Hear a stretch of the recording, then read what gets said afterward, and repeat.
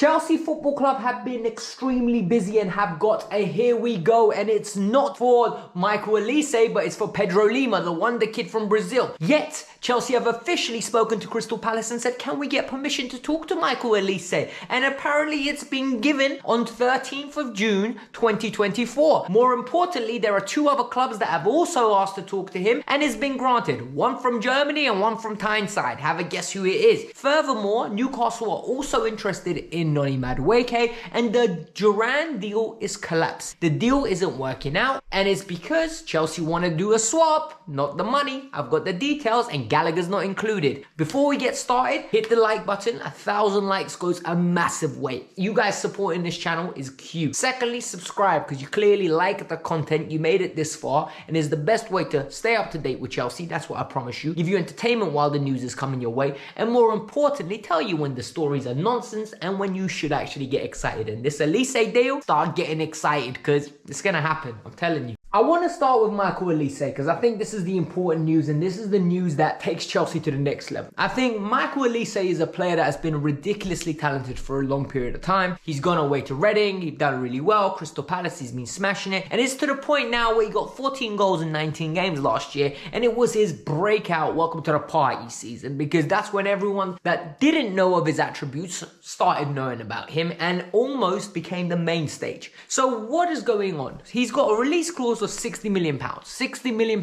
gets you Michael Olise, but why is the news and the uproar so breaking at this moment in time? Well, Fabrizio Romano has told us that at this moment in time, on Thursday the 13th of June 2024, Chelsea have asked for permission to talk to Michael Olise because they want to go and agree personal terms with him officially. The reality is we know they've been talking to him because there have been leaks left, right and centre saying Chelsea have been talking to his camp. They spoke to him last year. What do you think? They haven't been spoken on a deal like every other club talks to every player. I think this has happened. I think this is formalities. I think this is Chelsea trying to do stuff legally so they don't get into the trouble of that they could have got into last year. David Ornstein has also reiterated that Newcastle and Bayern Munich are both interested in the player. Both entities have asked for permission on Wednesday the 12th of June, so the day prior. And I think they've got the permission to go talk to the camp as well. I think Palace are resigned at this stage that they're going to lose the player. What they want is bidding war, and more importantly, what they want is a massive fee for the troubles of developing him and now losing him so they can go and replace him with someone who's cheaper. But most probably, they want to believe that they can develop to become the same level as Michael Olise. What I think is very important to gauge from this deal is the secret scout, who I always talk about. I think he's one of the most reputable sources when it comes to Chelsea news out there. Went under Fabrizio Romano's Instagram and basically commented simply, it's happening. And when you start having Fabrizio, David Ornstein and the secret scout saying this is happening, this deal is real, and start getting excited, because this is a player that really changes things for us. Not only does he bring goals, he brings creativity and individualism, and more importantly, what we've been lacking for years, set piece delivery. We're literally going to get our own variation of a James Ward-Prowse, someone that can put the ball on a saucepan and absolutely tell somebody, finish it, Gazer. And now, what I find very interesting is Chelsea think they can not only offer money, but if there is a need for swaps, Matt Law says Chelsea are fully eager and keen to get this across the line. Very interesting news. But when there's an entry of a player coming, there usually is a player leave. And it looks like Noni Madueke has been identified by Newcastle United to be a replacement if they don't get Michael Olise. This is very interesting because these are northern correspondents that are coming out with this news. And for me, what Newcastle is very good with these northern correspondents because it's usually accurate. It's a one-team city.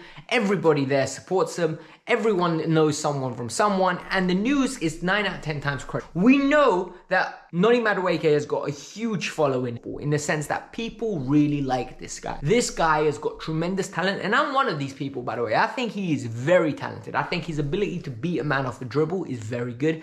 I think his ability to cut in and take a strike from distance is brilliant. I think his IQ level for a footballer that is so young is absolutely off the chart. He knows when to square it, he knows when to pass it, and what I also like about him, he's got the dog in him, man. Like, he absolutely believes in himself and believes in his own hype. And I think when you have young players breaking into a top team, they need that. They can't be overwhelmed. They can't be happy to sit on the bench. He's not happy to sit on the bench.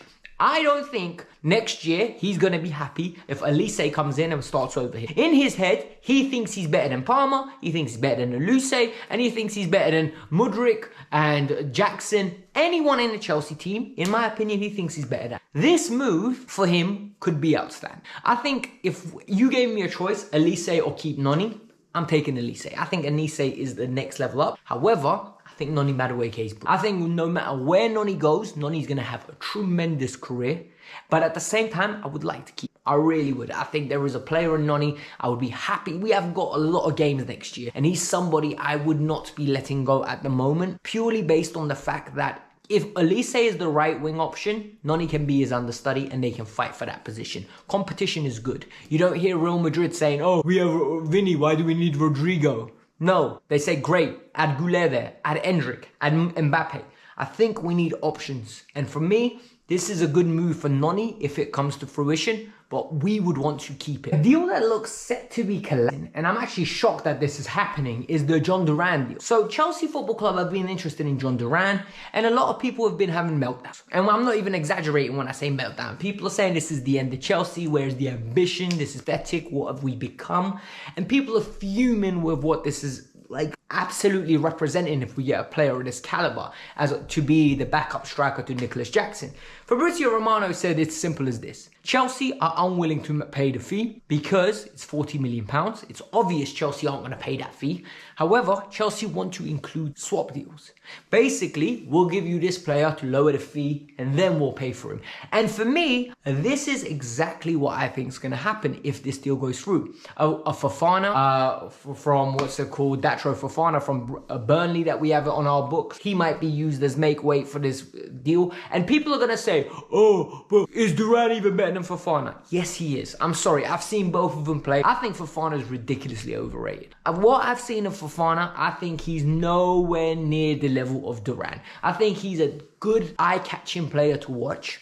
I think he's closer in terms of stylistically to a Nicholas Jackson. Nowhere near as good as Nicholas Jackson. However, he doesn't fit the same mold of player as a John Duran. He's not a brilliant striker of the ball as Duran. I don't think he's as good of a target man as Duran. And you can look at his goal return. Like he's played nearly 1,000 minutes at Burnley. He's got 4 goals. Duran's played like half the minutes he's played. He's got 5 goals. It's different levels to this. And Duran is significantly better in my opinion. Gallagher will not be included, by the way. This is something Fabrizio has reiterated, and I think this is self-explanatory. Chelsea believe Gallagher is a £50 million player. They won't include him because they want to get as much pure profit out of Gallagher. They want to balance him on the books and literally just put it that way. He will not be included in this deal, according to Fabrizio Romano. If Villa want him, they have to pay the money. The final piece of news is a here we go. So Pedro Lima is a young player that is 17 years old that played for Sport Raffi, I think the team is pronounced.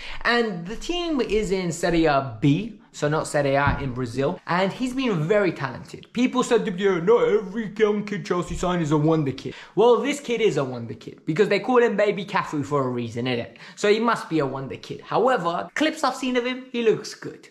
The little footages I've seen of him, he looks good. The compilations I've seen of him, he looks good. Overall, he looks good. We'll see if he comes to fruition. However, Chelsea didn't sign him. It's Strasbourg. Strasbourg signed him for 7 million with 3 million in add-on. However, Fabrizio decided where in the text he said it's Strasbourg's acquisition and in the future the player will move to Chelsea. He included a picture of the player in the Chelsea, hence the confusion. He didn't need to do that. I think he did that for traction purposes. I think he did that for clout, and I think he did that for impressions. Which in my opinion is kind of wild considering the fact that he's got such a big platform, he gets likes anyway. I don't think he needed to do that, but it is what it is. It's not a big deal. It doesn't bother me. It doesn't change my day. But at least you lot know now, Pedro Lima will be joining Strasbourg, and it looks like Strasbourg will be selling their experienced right back to make sure that there's a pathway to play this kid because they believe in him that much.